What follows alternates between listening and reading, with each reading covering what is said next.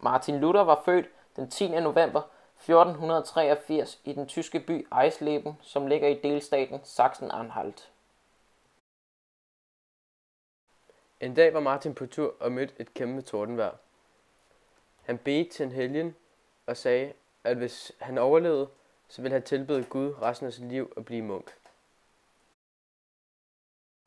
Efter lidt tid klarede vejret op. Så blev Luther munk i den tyske by Wittenberg.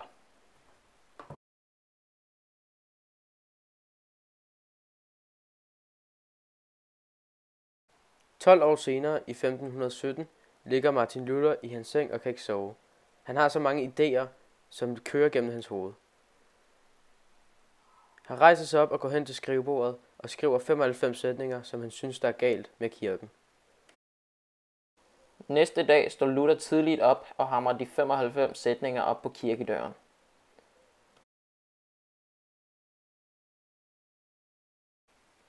Det skabte en masse opmærksomhed blandt folket.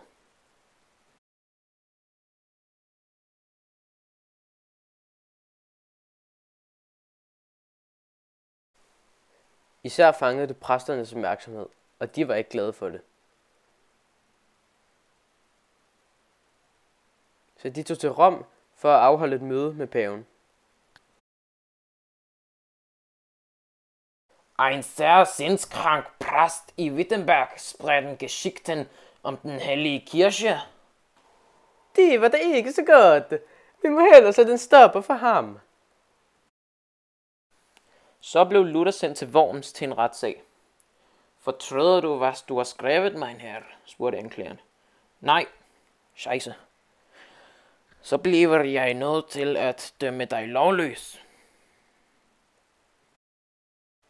Så blev Luther nødt til at gemme sig på værelset, og mens han gemte sig, skrev han Bibelen om til tysk. Han skrev den lille katekismus og den store katekismus.